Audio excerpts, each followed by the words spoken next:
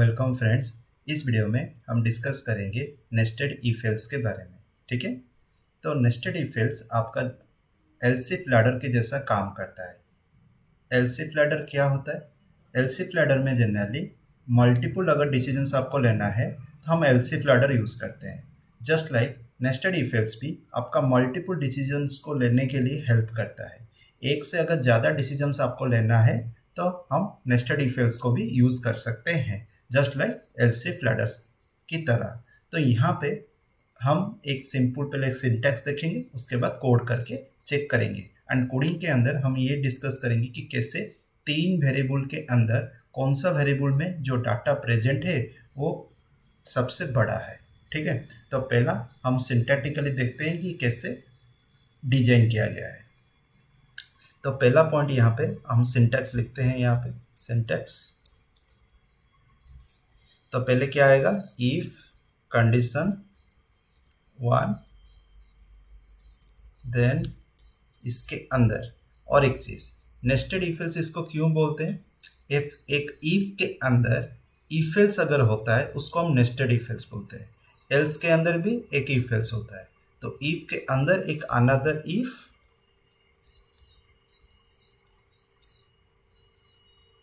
Okay, इसके अंदर statement, then else.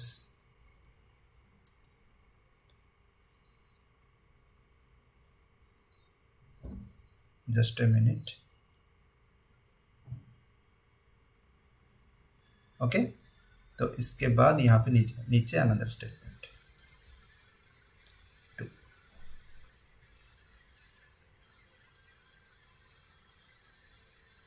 Fine, हो गया। तो this is your first if statement which is generally contain nested if else. There is another if else inside one if statement, so another here else part। तो इसके अंदर भी आपके एक एक if else रहेगा, मतलब if condition 3,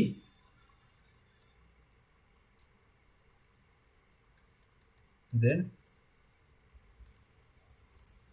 statement 3 else statement 4, okay, then complete. Okay, तो ये था आपका nested if else. One if else is present another if स्टेटमेंट and if else present another else statement. अगर आपका कोई भी if else स्टेटमेंट अगर किसी एक if के अंदर एक पूरे if else स्टेटमेंट रहेगा, else पार्ट के पूरे अंदर पूरा if else स्टेटमेंट रहेगा, उसको हम बोलते हैं नेस्टेड if else। ठीक है, समझ में आ गया? तो अभी हम डायरेक्टली कोड के अंदर इसका पूरा ये जो प्रैक्टिकल वर्क है हम देखेंगे। ठीक है, तो चलो कोड के अंदर हम चलते हैं।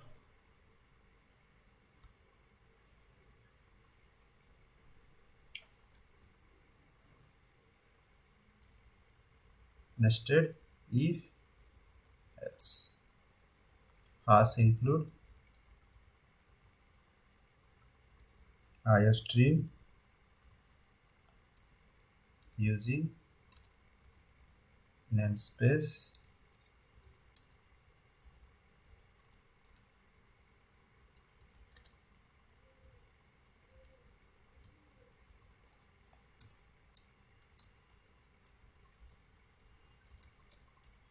रिटर्न 0। हो गया। उसके बाद करना क्या है? हम तीन वेरिएबल लेंगे x y z। ठीक है, 3 वेरिएबल्स हो गया। अभी क्या करना है? If x greater then y अगर होता है, सॉरी, तो पहले हम तो इनपुट तो लेना पड़ेगा ना। Cout enter the values of x, y and z।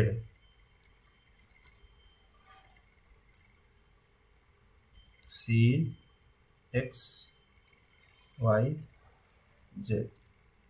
Okay, now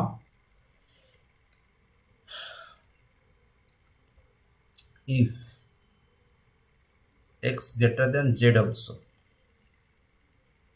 then cout x is greater.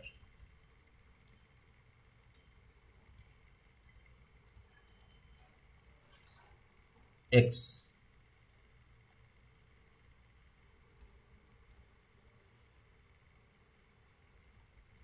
Okay, so यहाँ पे हुआ क्या, पहले x y z हमने इनपुट किया, x कंपेयर करेगा y के साथ, अगर ट्रू होता है तब जाके x कंपेयर करेगा z के साथ, अगर ट्रू होता है तो x इज ग्रेटर, अगर ट्रू नहीं होता तो इसके अंदर ही एक एल्स पार्ट रहेगा जिसके अंदर ये लिखा जाएगा क्या, z इज ग्रेटर।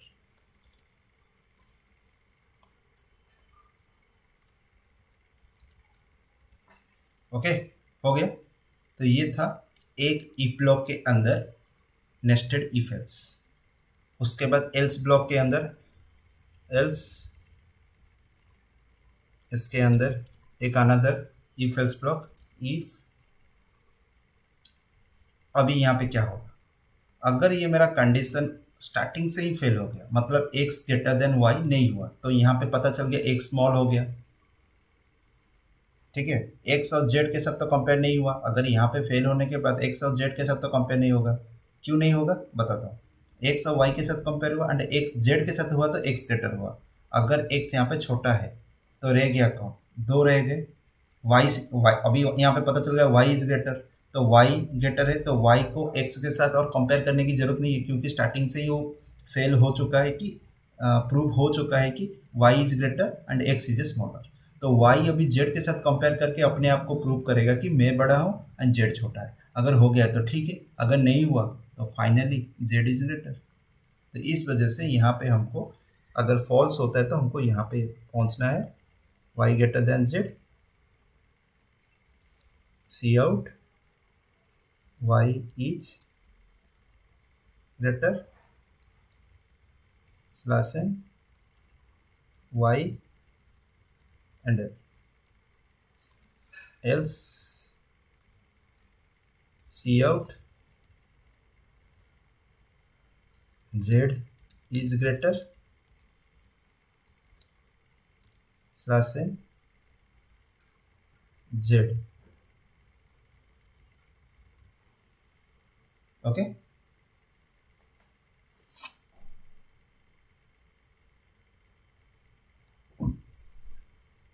फाइन, समझ में आ गया कि कैसे काम करता है नेस्टेड इफ एल्स।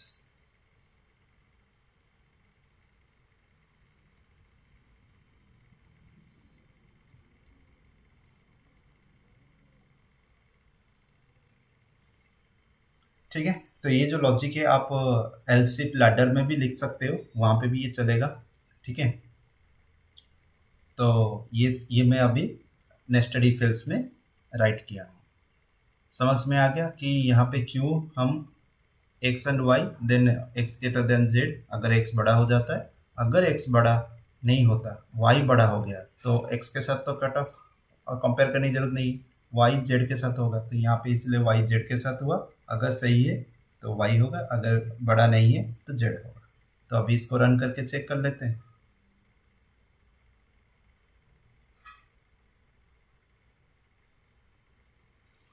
तो 23, 45, 12, तो 45 इज ग्रेटर हो गया।